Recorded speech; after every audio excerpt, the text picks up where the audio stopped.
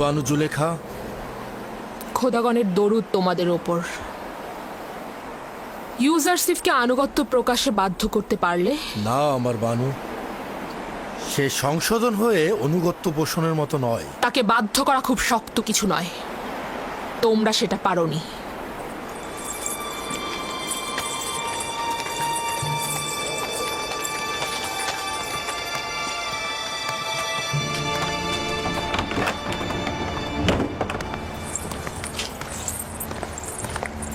আমি এই এব্রানি গোলামকে জেলখানায় পাঠিয়েছি তাকে শাস্তি দেওয়ার জন্য। ওকে এখানে পাঠিয়েছি যাতে সে কল পরিয়ে ক্ষুধার্ত অবস্থায় রাখা হয়, আর তোমরা তাকে আজাদ দিয়ে রেখেছো। মহান বানু, এমন কাউকে লোহার বেড়ি পরানো হয় যে পালাতে চায়, কিন্তু ইউজারশিপ তো পালাতে ইচ্ছুক নয়। তাকেই ক্ষুধার্ত অবস্থায় রাখবো যার ক্ষুধার জ্বালা আছে। কই, ইউজারশিপে তো ক্ষুধার জ্বালা নেই। তাকেই দৌড়রা মারবো যে এখানে অপরাধ করে, কিন্তু ইউজারশিপের তো কোনো অপরাধ নেই। তাহলে হাকিকত রয়েছে যে ইউজারশিপ তোমাদের সকলের মন জয় করে ফেলেছে।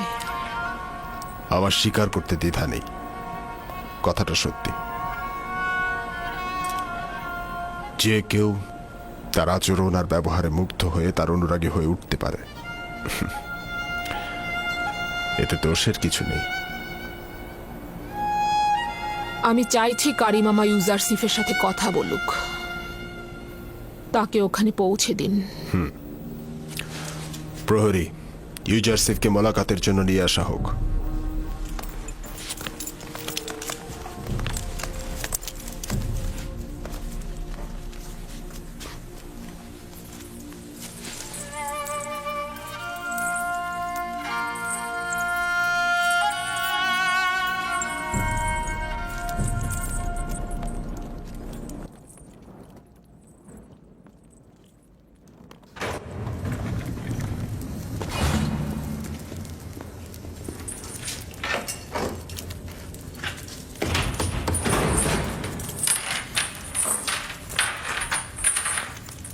আমরা একা কথা বলবো।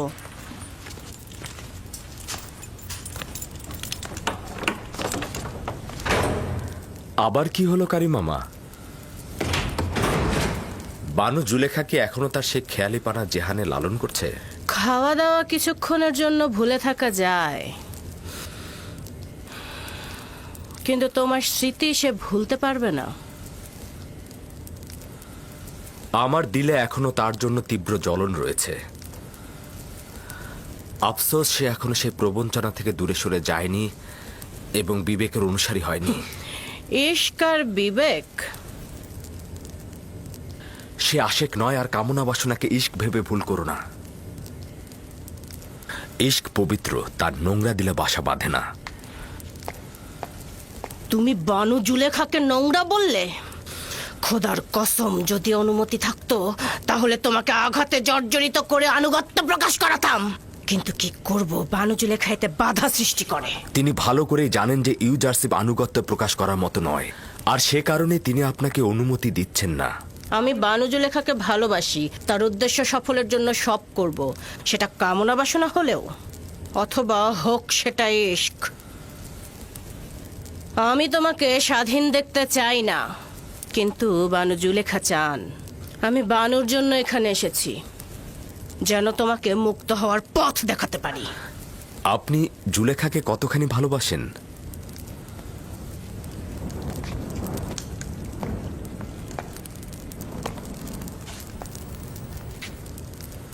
আমার জানের আন্দাজ পরিমাণ। আর আমি আমার খালেককে আমার অস্তিত্বের চাইতেও বেশি ভালোবাসি, আর আমার আকাঙ্ক্ষা হচ্ছে আমার সকল আমূল দিয়ে আমি তাকে ভালোবাসবো, জুলেখাকে নয়। আমি তোমাকে কথা দিলাম, যদি বানুর প্রতি আনুগত্য প্রকাশ করো আর তার চাওয়া পূরণ করো, তাহলে তোমাকে এখান থেকে মুক্ত করব। জুলেখাকে আপনি বলে দেবেন ইউজারশিপ নোংরা ও গুনার পরিবর্তে স্বাধীনতা কিনবে না। উত্তম হচ্ছে তিনি যেন তার রুহকে শয়তানের কাছে বিক্রয় না করেন। তিনি কেন এটা বুঝছেন না, তার কারণে মিশরের বিশ্বস্ত স্ত্রীরা তাদের স্বামীদের কাছে বিশ্বাস হারাচ্ছেন। যদিও বানু জুলেখাকে আমি অনেক পছন্দ করি, তারপরেও স্বীকার করে নেওয়া উচিত সে একজন বদ মহিলা। পুতিফারের মতো একজন মহান লোকের স্ত্রী হয়েও কিভাবে পারে অন্য একজনের পিছে ছুটতে, আর সেটা যদি হয় তোমার মতো একজন।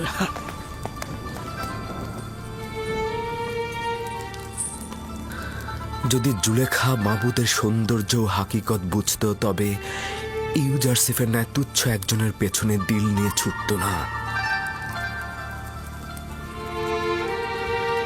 হে পরওয়ারদিগার, জুলেখার ভেতরের অন্ধকার জেলখানা থেকে তাকে মুক্তি দাও এবং তার কল্পকে ঈমানের আলোয় আলোকিত করে দাও।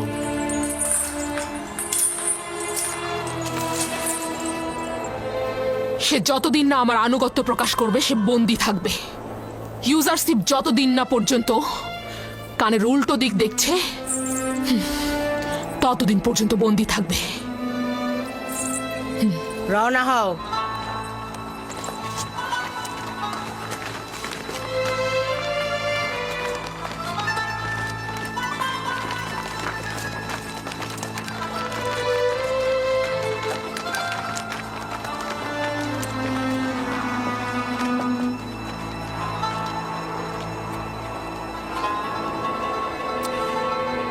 জুলেখা জুয়ার খেলোয়াড়, সে ভিতরে পরাজিত হয়েছে কিন্তু বাহিরে প্রকাশ করছে না।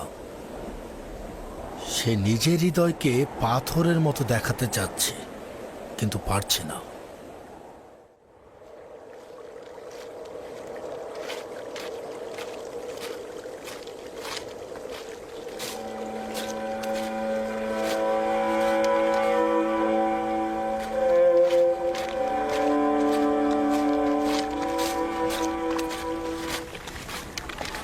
খোদা তালার দরুদ তোমার উপর। তোমার উপরেও খোদা তালার দরুদ। ইয়াকুব নবীকে খুঁজছি। তার কাছে কি চাও? আমি তার কাছে মিশরের এক কয়েদি জওয়ানের পয়গাম নিয়ে এসেছি। কি বলছিলে, একজন কয়েদি জওয়ান?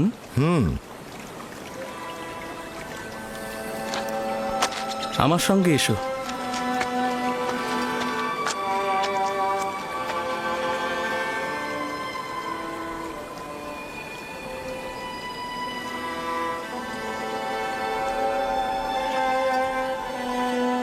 এসো।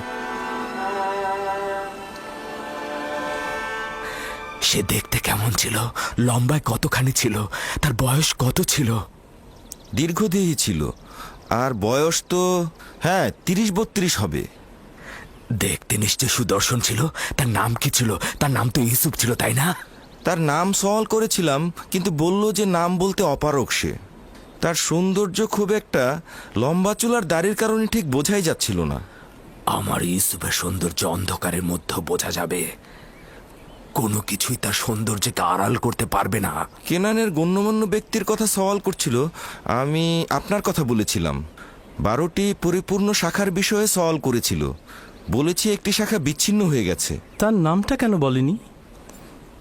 কেন বলেছে অপারগ? ও যদি আমার ইউসুফ হতো তাহলে বলতো তার পিতার জন্যই বলতো।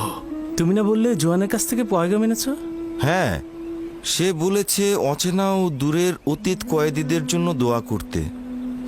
খোদাবন্ধ তাকে কারাগার থেকে নাজাত দিন। কয়েদি আরও বলল, যখন আপনি আপনার হাত খোদা তাআলার উদ্দেশ্যে তুলবেন, তখন পিতার থেকে দূরে থাকা অপরিচিত সন্তানের জন্য দোয়া করবেন। ও নিশ্চয়ই আমার ইউসুফ। পিতার থেকে দূরে থাকা সন্তানের আর্তনাদ এটা। বেনিয়ামিন, বেনিয়ামিন, শুনেছ?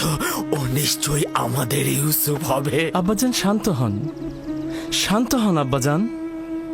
ইউসুফ মিশরে কি করবে, তাও আবার কারাগারে? তার ওই কথা ছাড়া তার সাথে তো কোনো মিলই নেই। অনুমান করছি এই আমার ইউসুফ, অথবা ও ইউসুফের খবর জানে।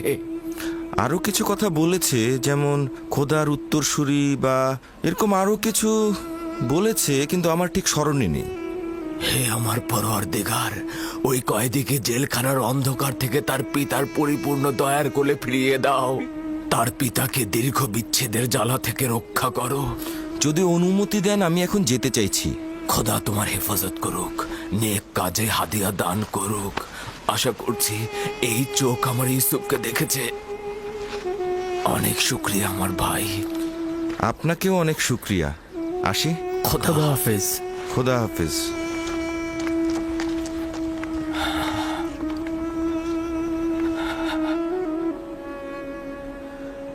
হে দয়াময়, ওই মিশরী যুবকের দরখাস্ত আপনি কবুল করুন। আলী জনাব, সেনাপতি কক্রব।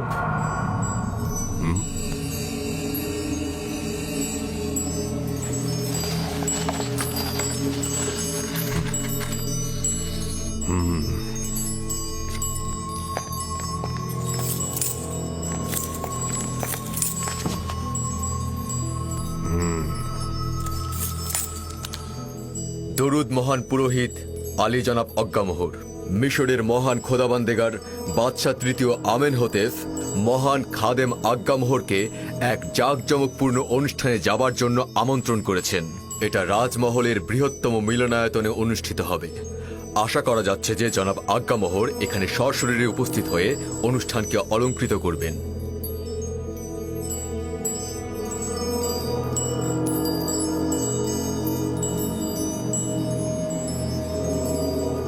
মহামান্য বাদশার প্রতি শুকরিয়া জানাচ্ছি এবং তার মেহমানিতে হাজির হব। তুমি এখন যেতে পারো।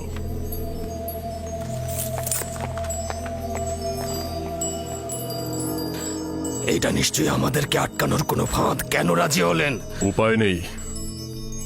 হাজির না হওয়া মানে বিদ্রোহ, অর্থাৎ আমেনহোতেপের বিরুদ্ধে যুদ্ধ ঘোষণা। অন্যদিকে আপুপিসকে নিয়ে যদি কোনো ঘটনা ঘটে যায় তাহলে আমরা উস্কানিদাতা হিসেবে পরিচিত হব এবং তার জন্য অপরাধী হয়ে যাব, গ্রেফতারও হতে পারি। যদি এই মেহমানদারি ফাঁদ ও ষড়যন্ত্র হয়ে থাকে তাহলে কি হবে? পাদিয়ামনের উচিত হবে তার সিপাহীদের আদেশ দেওয়া যেন তারা প্রস্তুত থাকে, বিপদে যেন তারা পদক্ষেপ নিতে পারে। আমরাও শহরের কিছু গণ্যমান্য ব্যক্তিকে ওই মেহমানদারিতে নিয়ে যাব, যেন হাজরানে মজলিসের সামনে আমাদের বিরুদ্ধে কোনো পদক্ষেপ না নিতে পারে। এটা ভালো হবে, কারণ আমাদের অসংখ্য অনুসারী রয়েছে। আমেনহোতেপের এত সাহস হবে না যে এই অনুসারীদের মাঝে অজ্ঞামোহরকে অপমান করবে। খুব ভালো, এখন চলে যাও, মেহমানদারির জন্য প্রস্তুত হও।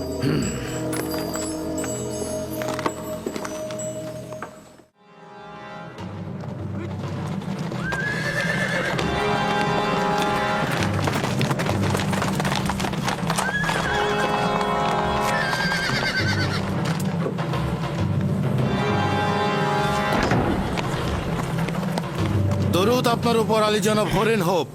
শুক্রিয়া। আমি আপুপিস, ইরানুস আর খাদেম কিমনিকে নিতে এসেছি। ঠিক আছে আলী জনাব, একটু অপেক্ষা করুন।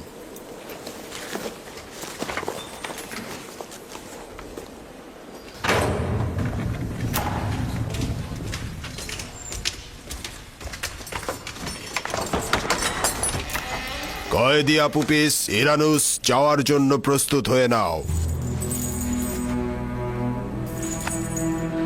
শান্ত হও, শান্ত হও আপুপিস।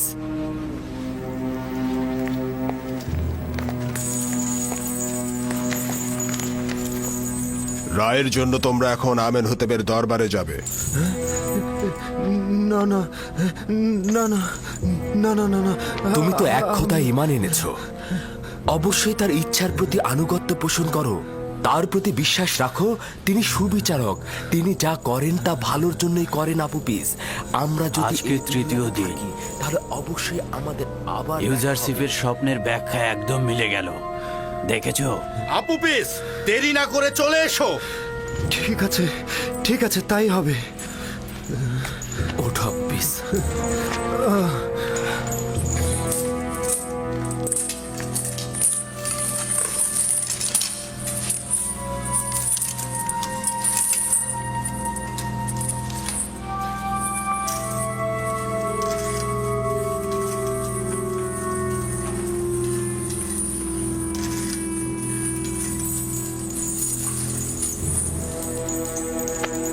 ভয় পেও না তুমি, তোমার খালেকের দিদারে যাচ্ছ। খাদেম কিমনিকে প্রস্তুত করো।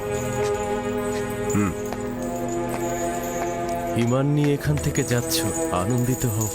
বড় আনন্দের দিন তোমার।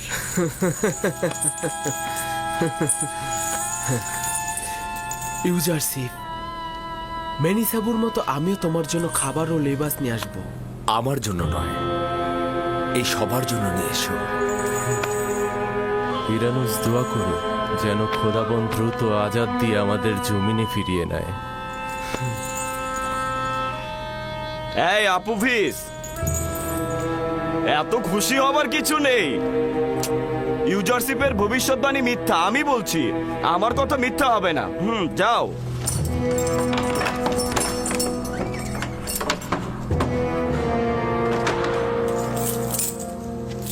দরজা খুলে দাও।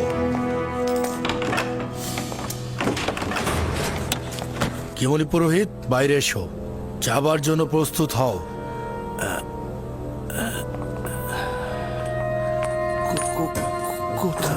কোথায় যাব আমি? আমি জানি না। আমেনহোতেবের রাজমহলের শাওয়ারিগণ তোমাকে নিতে এসেছে। হ্যাঁ, তাকে শেকল বেরি পরানো হোক।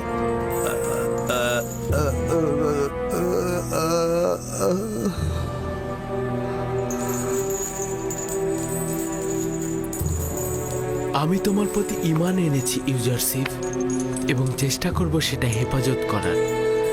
তুমি আমেনহোতেবের কাছে যাবে এবং পূর্বের মান মর্যাদা ফিরে পাবে। আমেনহোতেবের সাথে আমার একবার মোলাকাত হয়েছিল, কিছু স্মৃতিও রয়েছে।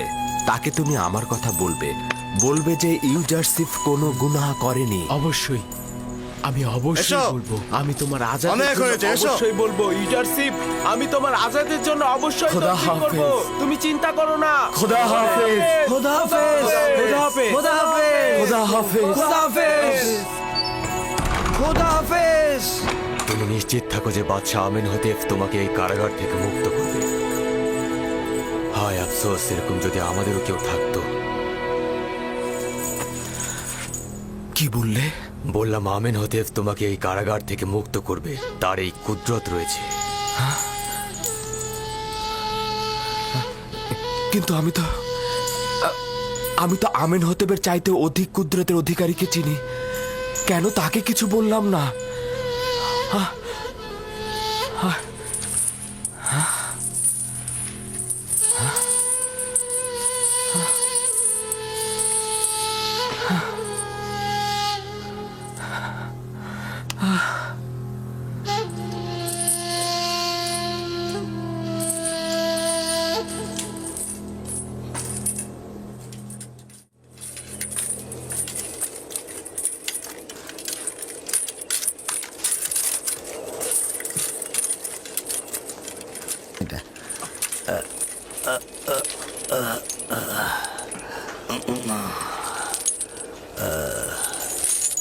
জনাব কিমুনি, আপনি? হ্যাঁ, আপুপিস, ইরানুস, তোমরা এখানে কি করছো? মিথ্যে অভিনয় একদম করো না। মাসের পর মাস আমরা এই জেলখানায় আটকে আছি, কিন্তু কোনো পুরোহিত আমাদের কোনো খবর নেয়নি। কেন?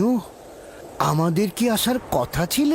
তোমাদের জেলে আসার সঙ্গে আমাদের কি সম্পর্ক ছিল? হ্যাঁ, তোমরা অনেকেই তোর, তোমাদের জন্য আমরা জেলে এসেছি। আমার এই হাতগুলো যদি বাঁধা না থাকতো, তোমার দাঁতগুলো আমি ভেঙে ফেলতাম, তারপরে বুঝতে কেমন লাগে। ওদের মুখ ঢেকে দাও, তারপর একসাথে গাড়িতে তোলো।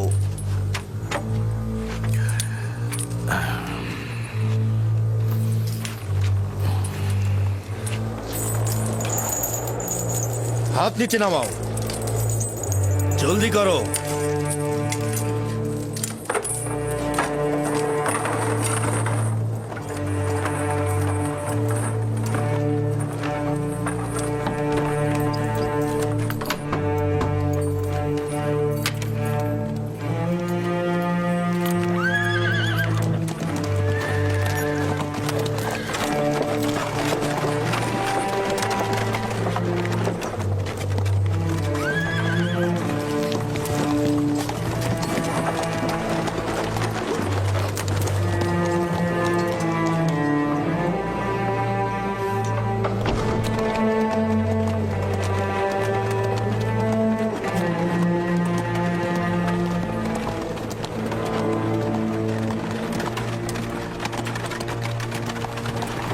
আবু বিশ, আবু বিশ,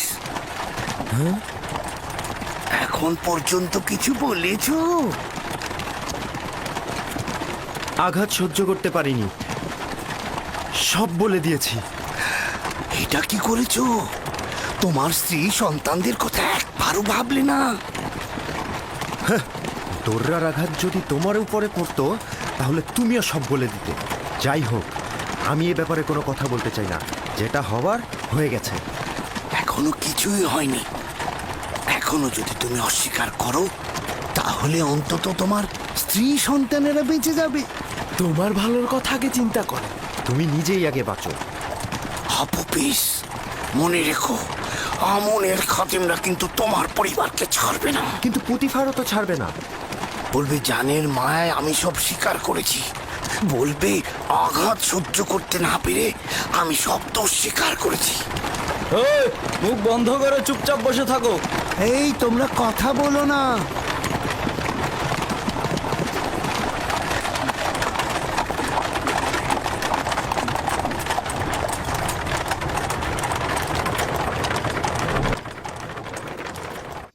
এত শক্তভাবে নিও না, তুমি তো ভুল কোনো পথে মশগুল হওনি।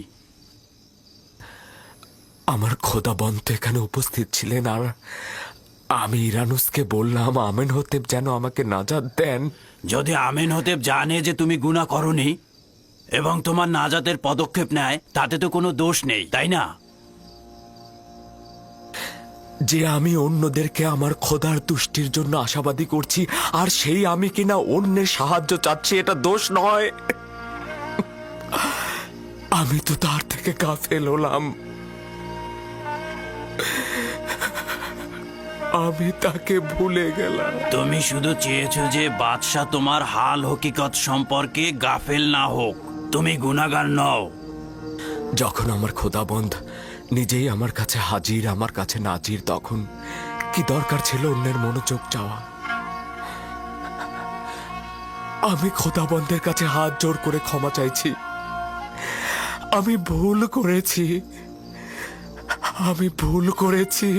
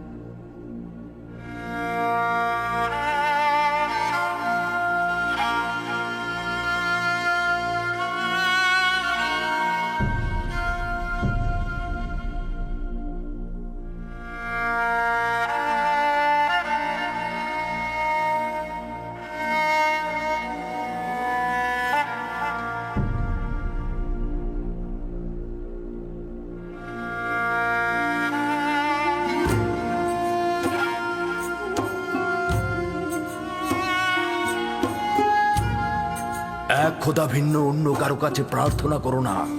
যা কিছু চাও শুধু তার কাছে চাও। একমাত্র প্রত্যক্ষদর্শী এবং সকল ক্ষেত্রে যার উপস্থিতি, তিনি হচ্ছেন উনি। যদি সঙ্গী চাও তাহলে তিনি হচ্ছেন তোমাদের সঙ্গী, তোমাদের অভিভাবক। যদি সংরক্ষক ও প্রহরী চাও তাহলে তিনি তোমাদের তত্ত্বাবধায়ক। যদি নিয়ামত দানকারী চাও তবে তিনি তোমাদের নিয়ামত দানকারী এবং পরওয়ারদিগার। এবং যদি উপদেশ ও নসিহত চাও তবে তিনি তোমাদের উপদেশ দাতা ও উত্তরাধিকারী। যা কিছুই মাখলুকাতের কাছে অন্বেষণ করো তার সবকিছুই একজনের কাছে রক্ষিত।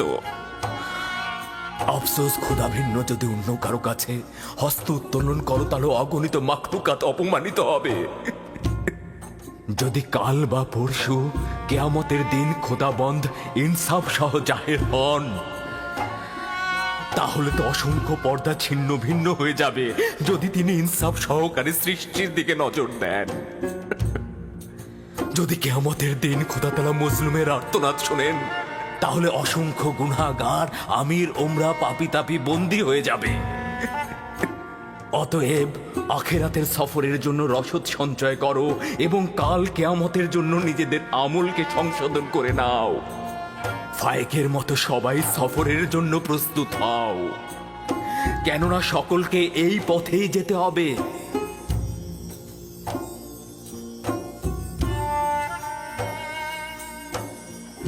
আমার গুনহার শাস্তি সম্পর্কে অবগত করতে এসেছেন। শান্ত হও ইউসুফ, নিজেকে এতটা কষ্ট দিও না। আমি আমার পাপ সম্পর্কে অবগত, আমি কখনোই নিজেকে ক্ষমা করব না। তোমার এই অবগত হওয়াতেই মহান খোদার সন্তুষ্টি। তার আনুকূল্য অপার অসীম যা ইউসুফকে লজ্জিত করেছে। তিনি তো আমাকে আমার প্রিয় পিতা ও অন্যদের চাইতে অধিক ভালোবেসেছিলেন। মহান খোদাবান যার হাতে, সকল কুদরত ও সম্মান তার হাতে। কে আমাকে মিশরের আজিজের রাজমহলে নাজ নিয়ামতে ডুবিয়ে দিয়েছিল? মহান খোদাবানদের হৃদয়ে যে রয়েছে সকল নিয়ামত তার রয়েছে। কে আমাকে জুলেখা ও মিশরের অন্যান্য নারীদের হাত থেকে নাজাত দিয়েছে? মহান খোদাবান্দ, যিনি মুমিনদেরকে মন্দ ও খারাপ কাজ থেকে ফিরিয়ে নিয়ে আসে। যে খোদা আমাকে এভাবে স্মরণে রাখেন আর আমি কিনা তার উপস্থিতিতেই অন্যকে স্মরণে। ইউসুফের কি এই পাপের জন্য রক্তের অশ্রুপাত করা উচিত নয়? আমার তো বিলাপ করতে করতে বুক ফেটে যাওয়া উচিত। গুনাহ করেছি খোদা, পাপ করেছি আমি প্রায়শ্চিত্ত করতে চাই। যদি ইউসুফ তার নিজের ভুলের জন্য এই রূপ অনুতপ্ত না হতো, একইভাবে মহান খোদার দরবারে আনুগত্য পোষণ না করত, তাহলে খোদার আনুকূল্য থেকে বিচ্যুত হয়ে যেত, নবুয়াতের মাকাম থেকে বিচ্যুত হতো। সিদ্ধান্ত ছিল ইউসুফ 1 বছর জেলখানায় থাকবে, কিন্তু এখন এটা 7 বছর বৃদ্ধি করা হয়েছে, যেন ইউসুফ তার পাপের প্রায়শ্চিত্ত করে এবং কারাবন্দীদের হেদায়েত দান করে, কারণ ভবিষ্যতে ইউসুফের অসংখ্য বন্ধু দরকার হয়ে পড়বে। আমি কারাগার আলিঙ্গন করছি, এমনকি যদি সমস্ত জিন্দেগি হয়। শুধু আমার মাবুদ যেন আমার থেকে দৃষ্টি ফিরিয়ে না নেন, শুধু এটাই কামনা করছি। আমি শুকরিয়া জ্ঞাপন করছি, শুকরিয়া জ্ঞাপন করছি।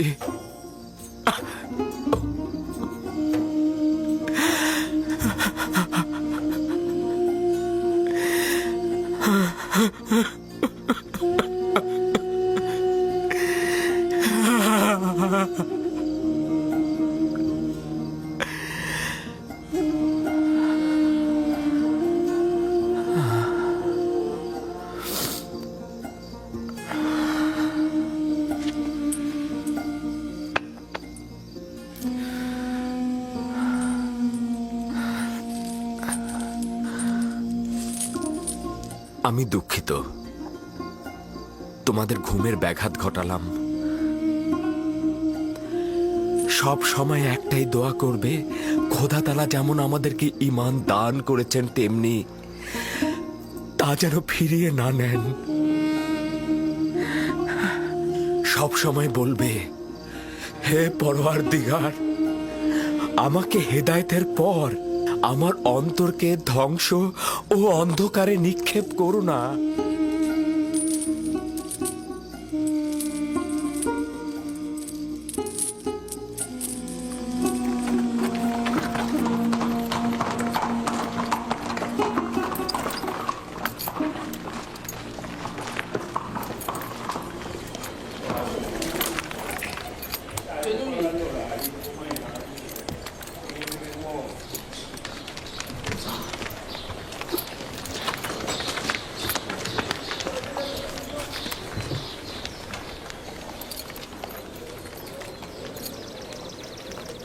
সম্ভাব্য বিপদের মোকাবেলায় প্রয়োজনীয় পদক্ষেপ চিন্তা করেছ তো? জি আলে জনাব। সিপাহ সিপাহী ও গোলামগণ সশস্ত্র অবস্থায় আছে, আর আমাদের কিছু লোক সাধারণ মানুষের সাথে মিশে আছে। তারা শুধু আদেশের অপেক্ষায় আছে। চেষ্টা করবে নিজেকে সংযত রাখতে, বেহুদা রাগারাগি একদম করবে না।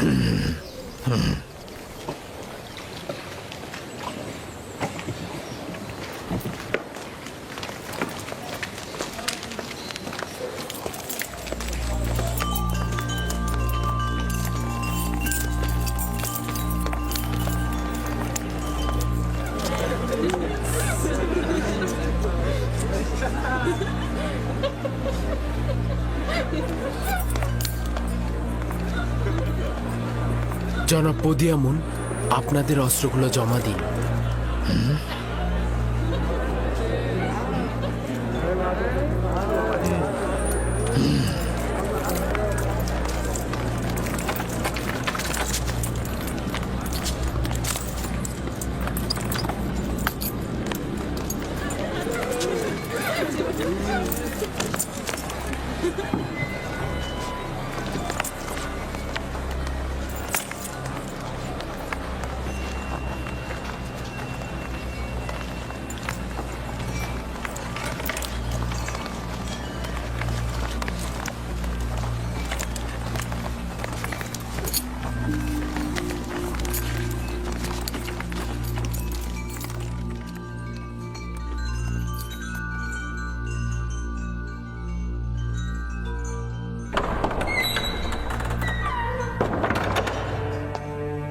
মিশর দেশের মহান বাদশাহ মহান খোদা তৃতীয় আমের হতে প্রবেশ করছেন।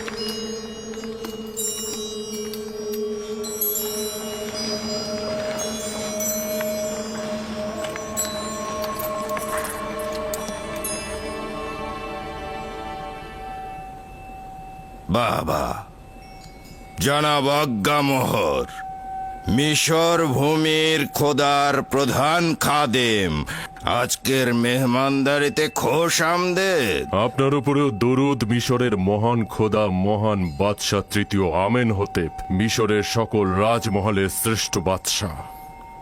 আচ্ছা, সত্যি করে বলুন তো জনাব আজ্ঞামোহর, যে উপাধি ব্যবহার করলেন তা কি নিজে কবুল করেন? আমাদের সন্দেহ নেই, এবং যা বললাম তা শতভাগ সত্যতা রয়েছে। আমন খোদার খাদেমদের দৃষ্টিতে মিশরের সকল বাদশাহই অর্ধ খোদা পদমর্যাদার অধিকারী। তাহলে উপস্থিত গণ্যমান্যদের কাছে সওয়াল করছি, অজ্ঞামোহরের কথা অনুযায়ী এই পদমর্যাদার অধিকারীর বিরুদ্ধে ষড়যন্ত্রকারীর শাস্তি কি হওয়া উচিত?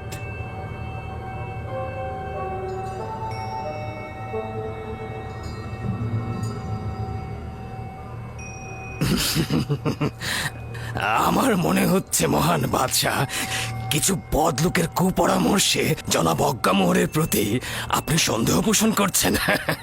কিন্তু আপনি নিশ্চিত থাকবেন মহামান্য বাদশাহ, মন্দ কথা বলার লোক আমাদের সাথে আপনার সম্পর্কের কোনরূপ ক্ষতি করতে পারবে না, যতই চেষ্টা করুক না কেন।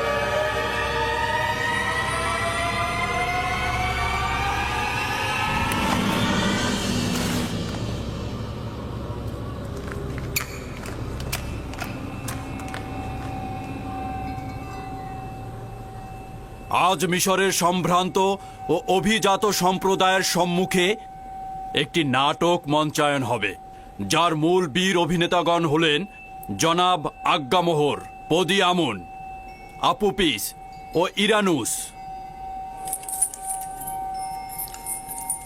আচ্ছা জনাব আজ্ঞামোহর, এদেরকে চিনতে পারছেন? জি, যদি আমি ভুল না করে থাকি, তারা জনাব আমেন হতেপের দস্তরখানার তত্ত্বাবধায়ক এবং শরাব দানকারী। আচ্ছা, এবাদতখানার সঙ্গে এই দুজনের সম্পর্ক কি, নাকি এখন ওদের কাছ থেকেই শুনতে হবে?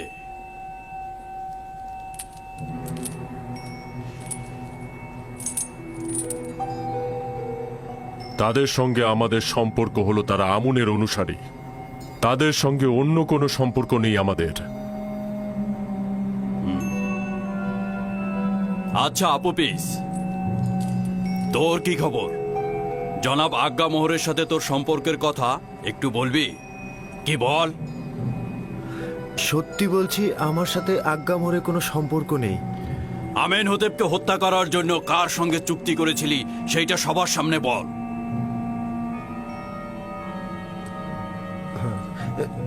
না না না, আমার তো তার সাথে কোনো চুক্তি হয়নি। কিন্তু তুই জেলখানার প্রতিনিধির সম্মুখে স্বীকার করেছিস যে আজ্ঞামোহর তোকে হাজারো স্বর্ণরৌপ্য দিয়েছে এবং তুই বাদশার পেয়ালায় বিষ ঢেলে দিয়েছিস। তোর স্বীকারোক্তি দেওয়ার সময় কয়েকজন জেলখানায় হাজির ছিল। না না, অস্বীকার করব না। তখন আমি জানের মায়ায় বাঁচার জন্য অস্বীকার করেছি। মহামান্য বাদশার জান কতলের ব্যাপারে কি বলবি? কেন এই কাজ করেছিলি? এই ঘটনার সঙ্গে জনাব অজ্ঞামোহরের কোনো সম্পর্ক নেই। আমি যখন খাদ্য তত্ত্বাবধায়ক ছিলাম তখন জনাব বাদশাহ আমার উপরে রাগান্বিত হয়েছিলেন আর আমি ভয় পেয়েছিলাম। ভেবেছিলাম বাদশাহ আমার জান কতল করে ফেলবেন, সেই কারণেই আমি এটা করেছি। জানো তো, কেউ যদি বাদশাকে হত্যার চেষ্টা করে তাহলে তার শাস্তি মৃত্যু। এটা উত্তম নয় কি? তোমরা আসল পরিকল্পনাকারীর নামটা বলে দাও আর সেই শাস্তি পাক।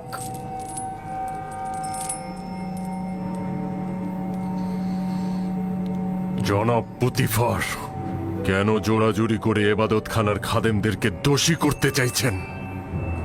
সে সবার সম্মুখে আমাদের সাথে তাদের সম্পর্কের কথা অস্বীকার করেছে। আপনি তাহলে আর কি প্রমাণের অপেক্ষা করছেন?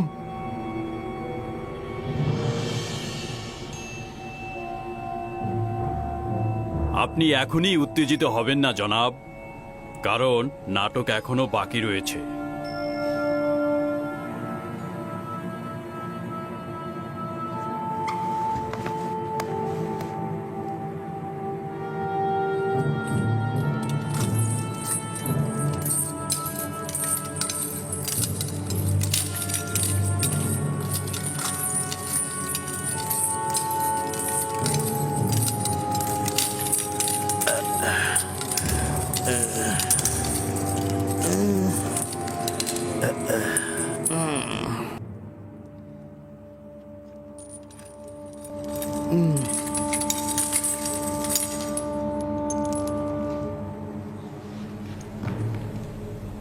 জনাব কিমুনি, তুমি জাভিরা জেলখানার সম্মুখে কি করছিলে এবং আপুপিসের সঙ্গে তোমার কি দরকার ছিল?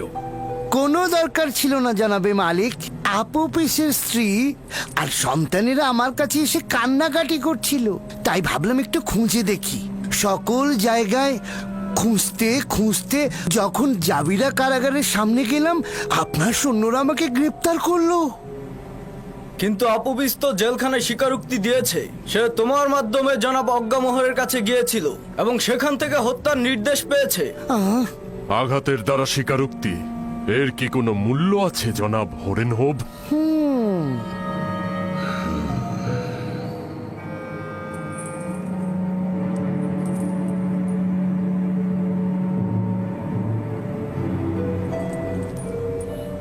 তার মানে তোমার ইরানুস আর আপুপিসের সঙ্গে কোনো সম্পর্ক নেই এবং আমাকে কতল করার কোনো নীল নকশা তুমি করনি? না আমার খোদা বন্দেগার, এদের সঙ্গে আমার কোনো সম্পর্কই নেই। এবং তুই আপুপিস, কিমনি এবং অজ্ঞামোহরের সঙ্গে কোনো সম্পর্ক করিসনি? না আলী জনাব, আমার জনাব কিমুনি ও অজ্ঞামোহরের সঙ্গে কোনো সম্পর্ক নেই। তাহলে কি তুই শুধু শুধু ইরানুসের সঙ্গে মিলে আমাকে হত্যা করার নীল নকশা করেছিস? না আলী জনাব না, আমি এই ষড়যন্ত্র সম্পর্কে অবগত ছিলাম না।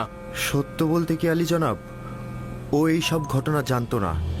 এই সকল ঘটনা আমি নিজেই করেছি। আমি ওর কাছ থেকে সাহায্য চেয়েছিলাম, কিন্তু ও আমাকে সাহায্য করেনি। ও আপনাকে জানিয়ে দিয়েছে।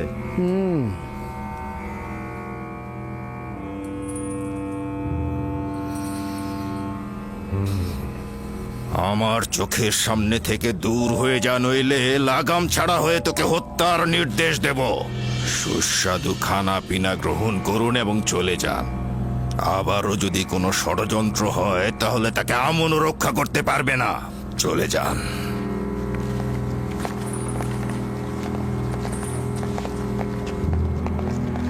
এটা এবাদতখানার খোদা ও খাদেমদের চরম অবমাননা।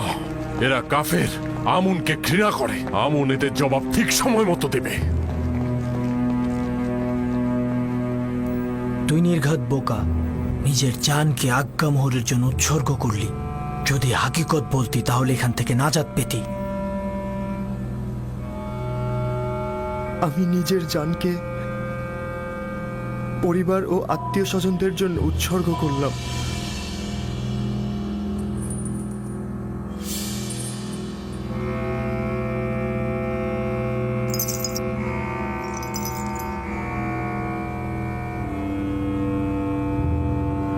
ইরানুস আজাদ পেল, কিন্তু তুই আপুপিস, শাস্তি স্বরূপ আগামীকাল তুই ফাঁসির দড়িতে ঝুলবি। এটা অন্যের জন্য শিক্ষা। আর খাদেম কিমনি, তুমি আপাতত চলে যাও, কিন্তু মনে রেখো তোমাদের ইবাদত খানার পাপ অতি শীঘ্রই উন্মোচিত হবে। তখন তোমরাও আপুপিসের মতো ফাঁসিতে ঝুলবে। নিয়ে যাও।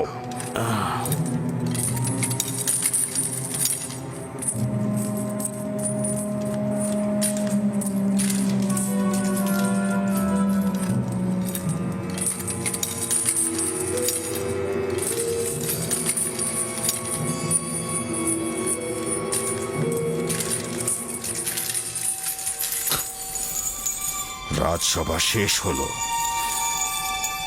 সবাই চলে যান।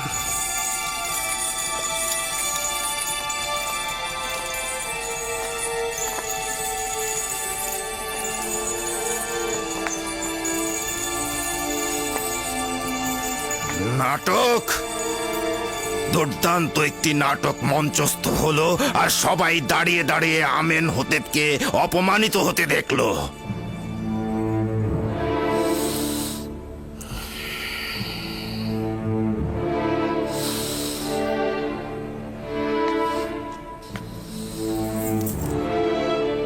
ইরানুস, জি জি জি জি আলী জনাব। তুই কি আমার শরাব দানকারী সাকি নস? জি জি জি আলী জনাব, অবশ্যই। তাহলে শরাব কোথায়? আপনার খেদমতে হাজির জনাব।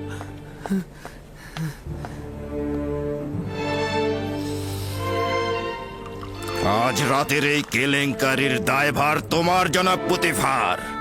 মিশরের প্রধান সেনাপতি শুধুমাত্র তাড়াহুড়ার কারণে একটা সুস্পষ্ট বিষয়কে প্রমাণ করতে পারল না।